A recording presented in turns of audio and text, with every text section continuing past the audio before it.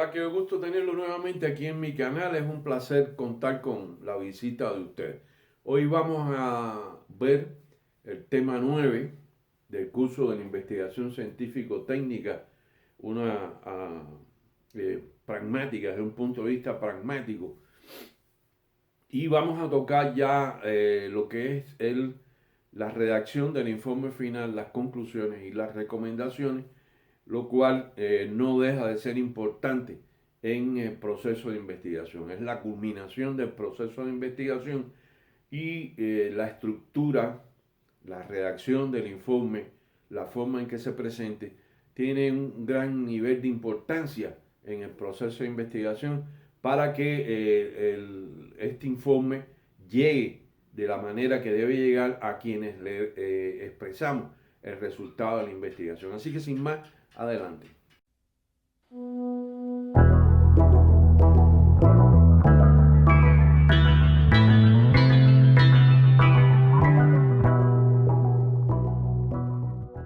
Aunque van a encontrar en diferentes bibliografías, en diferentes artículos, cómo debe ser la estructura del informe de investigación. Desde mi experiencia y desde mi punto de vista, el informe de investigación tiene que ser un informe de investigación que evite dogmas en cuanto a su forma de presentación y en cuanto a su estructura.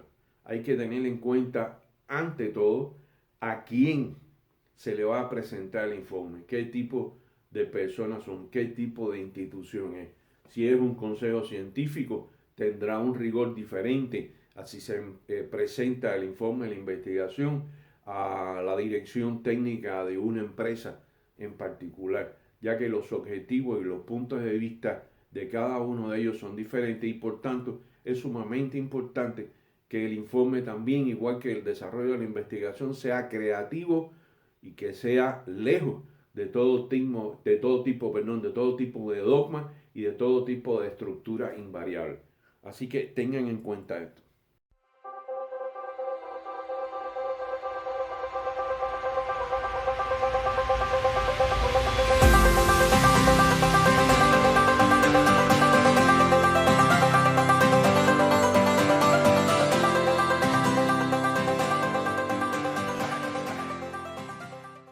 Los tópicos que casi de manera invariable van a aparecer siempre en los informes de investigación, lo que su contenido tendrá que ser ajustado.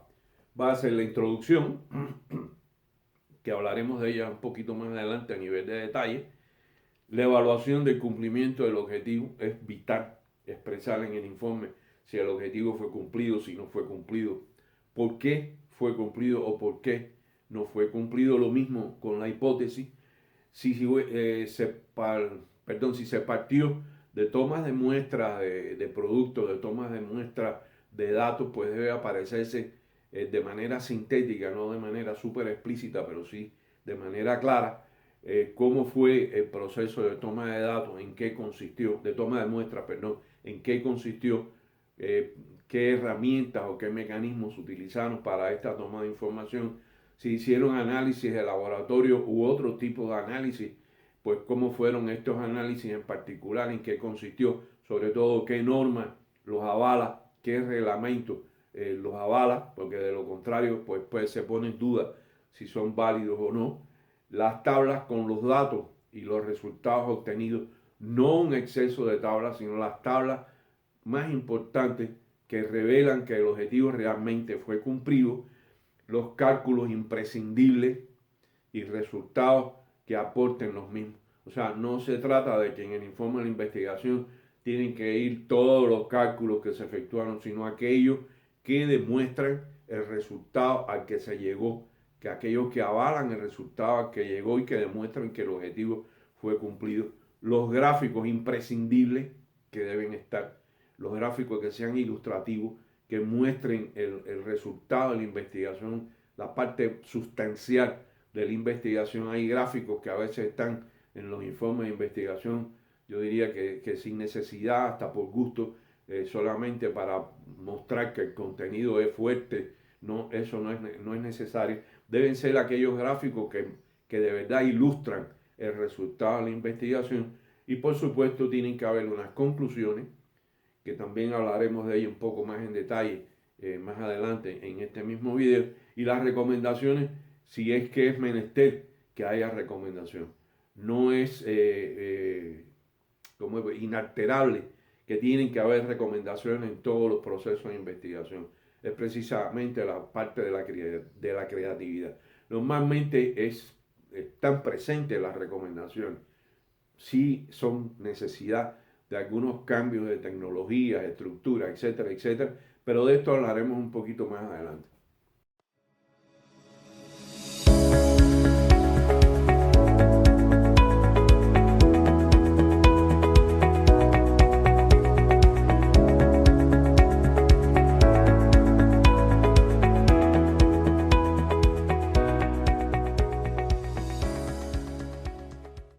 En los informes de investigación no es elegante, para decirlo de alguna manera, poner agradecimientos. Eso se hace en las tesis de grado. Incluso ni en las tesis de doctorado se ponen tantos agradecimientos. No es necesario en los informes de investigación. En los informes de investigación es lo concreto, lo objetivo, lo que avala el resultado de la investigación. Tampoco es necesario poner una lista de materiales y materias usadas, que si se usó esto, aquello, o sea, en algunos casos muy específicos que hayan reactivos que su calidad defina el resultado, entonces en esos casos sí debe ponerse que se usó tal reactivo de tal pureza, etcétera, etcétera. Los métodos aplicados no son necesarios ponerlos en los informes de investigación y tampoco es necesario poner toda la bibliografía consultada. He visto informes de investigación que presentan ciento y tantas bibliografía consultada, que a veces hasta la duda crea si realmente fueron consultadas o si están ahí por llenar espacio. No es necesario solo la bibliografía que ilustra, que si alguno de los que está leyendo el informe quiere ir a ver en qué nos basamos, de dónde partimos para el desarrollo de la investigación, se puede ilustrar claramente de cómo se hizo. Y lo otro que es muy importante, pues hay que prepararse para exponer y explicar aquellos detalles que no están reflejados en el informe. Siempre en un auditorio o en un grupo de personas que va a recibir el resultado de la investigación, hay lo que en términos coloquiales le decíamos los investigadores, los francotiradores. O sea, son aquellas personas que están buscando los detalles para hacer preguntas capciosas o hacer preguntas que estén encaminadas a tratar de denostar el resultado de la investigación. Entonces, el que va a expresar o que va a exponer el resultado de la investigación o que va a presentar el informe debe estar muy bien preparado para explicar los detalles que no están expuestos, que son los que le gustan a los francotiradores destacar en el desarrollo de la investigación. Y entonces lo que no puede pasar es que nos hagan una pregunta que no tengamos ninguna respuesta que esté relacionada con la investigación. Si es una pregunta que no está relacionada con la investigación, sencillamente, y no la conocemos, se dice claramente, eso no está previsto en el desarrollo de la investigación y por lo tanto no tenemos una respuesta para eso, pero si nos da un tiempo le podemos dar alguna respuesta. Nunca irritarse con las preguntas que sean preguntas intrigantes, preguntas capciosas, no se enojen, no pueden perder la paciencia cuando estén exponiendo el resultado de la investigación y siempre en su presentación deben dejar muy claro el objetivo, está claro, y ser de manera directa en esto y la hipótesis si es necesario, que no en todos los casos es necesario en la presentación de un informe a la hora de exponerlo, tener la hipótesis expresada. Esto es importante también.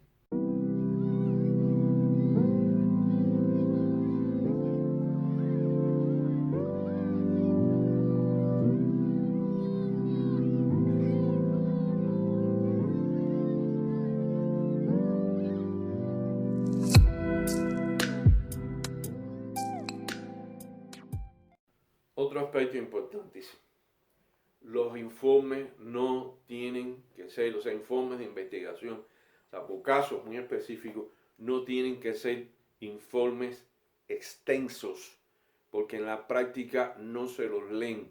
Solo muy pocas personas logran leerse un informe de investigación.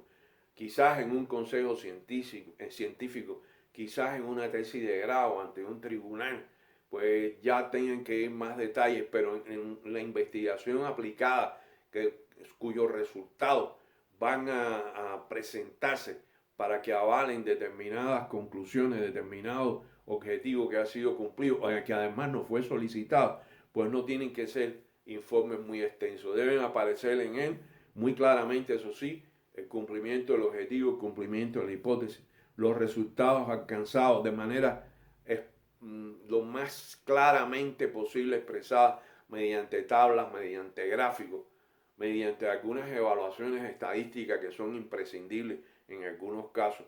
Las conclusiones tendrían que ser claras y precisas, y ya hablaremos de esto, como dije, y las recomendaciones siempre respaldadas por el objetivo. Las recomendaciones que no tienen nada que ver con el desarrollo de la investigación y que no están respaldadas por el objetivo, sencillamente carecen de valor a los fines de los que están recibiendo el resultado de la investigación.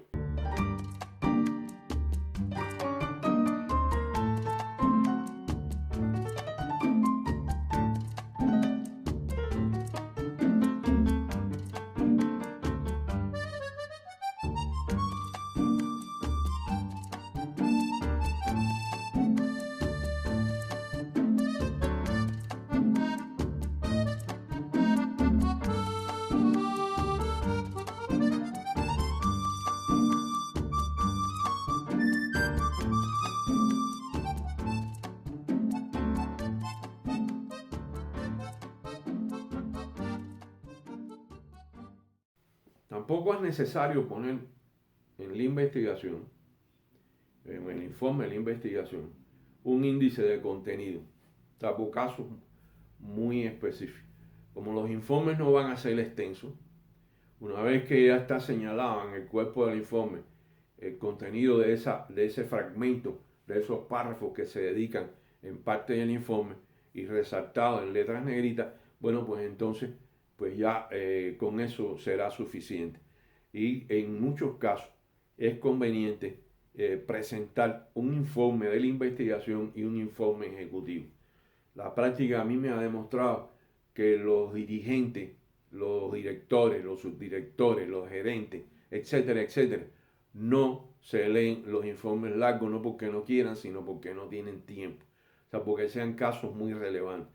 Entonces, para interesarlos en el contenido del informe, es muy conveniente en muchas ocasiones presentar un informe ejecutivo, un informe que es más pequeño, que tiene los resultados fundamentales, que expresa de manera clara cuál fue el resultado de la investigación, y ese informe ejecutivo, que podrá tener 2, 3 páginas, entonces es el que se presenta a los ejecutivos como tales, ya a los gerentes, a los dirigentes de la empresa en particular. Mientras que el informe más desarrollado, más explícito, se presenta entonces a los técnicos, a los ingenieros, etcétera, etcétera. Hay una modalidad que vi en algunos informes, algunos resultados, que aunque no eran de investigación, me pareció interesante, es que ponían en una empresa, el departamento técnico de la empresa, cuando hacía una evaluación técnica de algo, ponía en la primera página, ponía las conclusiones y ponía las recomendaciones. O sea, era lo primero que se encontraba el lector. Y después venía la introducción y el desarrollo del informe. Pero lo primero con lo que chocaba el ejecutivo, el gerente, el director, en definitiva el CEO, como suele llamárselo hoy en día, lo primero que veía era cuáles eran las conclusiones de la investigación y cuáles eran las recomendaciones. Y ya él tenía una idea de que si ese resultado requería un tratamiento especial, requería una discusión, requería un análisis, y entonces se leía el resto del informe. Esa fue una medida que me pareció inteligente y que sí surtió efecto en varios casos que pudimos constatar.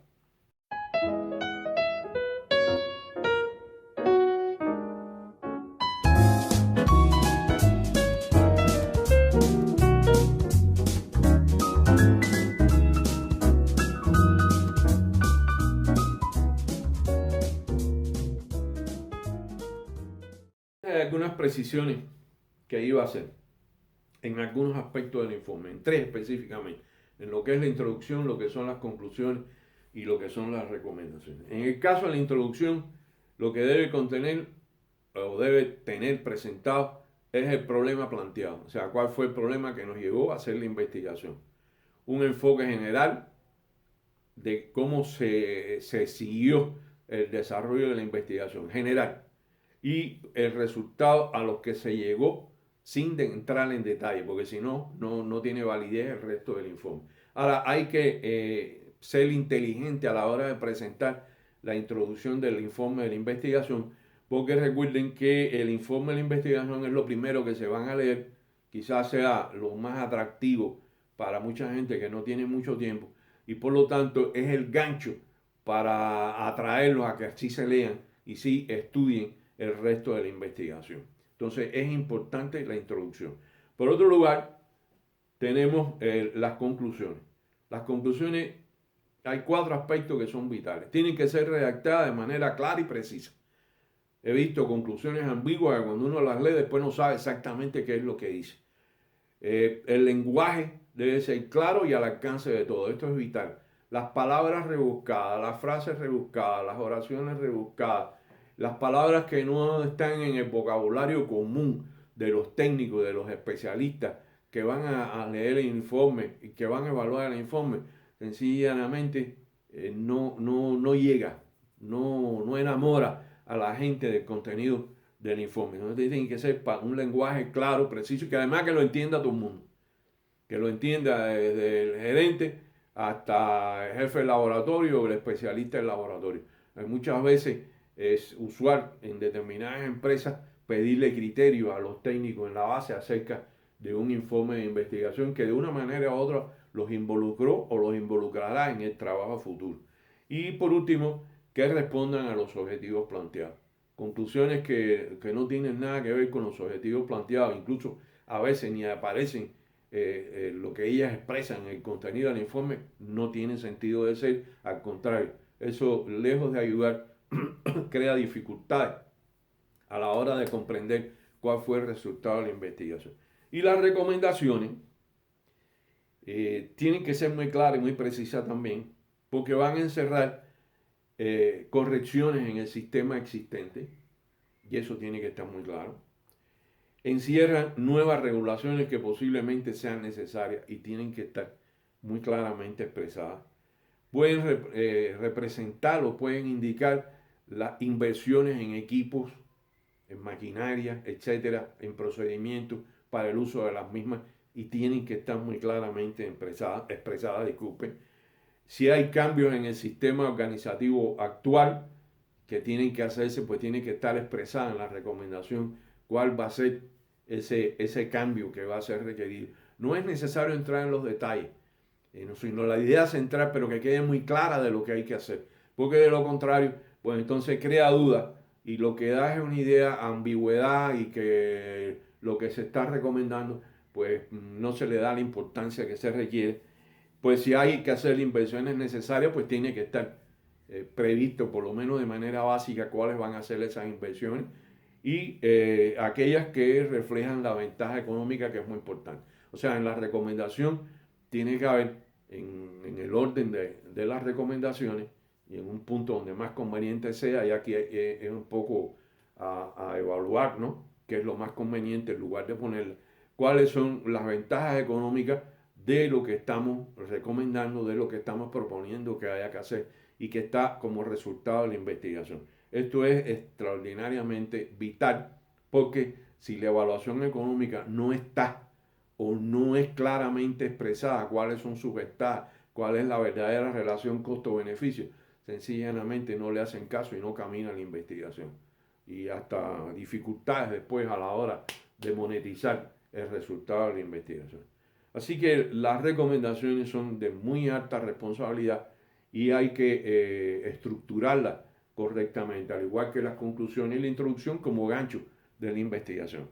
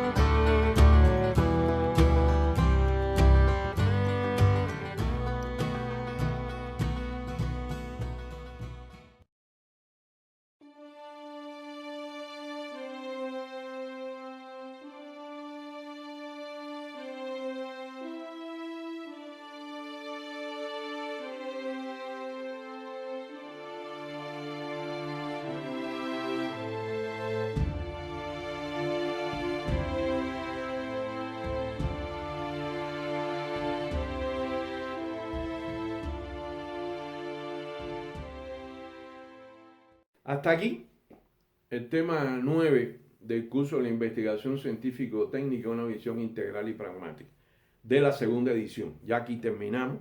La primera edición me extendí quizás un tanto porque quise ejemplificar con el caso de un oleoducto que pudiera serle útil a muchos especialistas en petróleo, pero hay muchas personas que hacen trabajo de investigación que no está relacionado específicamente con el petróleo y por lo tanto quise hacer esta segunda edición quizás un poco más sintetizada, un poco más concreta, para que las personas que se inician, sobre todo en el proceso investigativo, pues tengan una idea más clara, en el caso de las investigaciones aplicadas sobre todo, de cómo proceder y cómo prepararse y cómo desarrollar una investigación hasta llegar al informe final con sus conclusiones y sus recomendaciones. A todos muchas gracias por estar aquí, les deseo lo mejor. Estaba viendo la noticia en estos días que el COVID está presentando un repunte.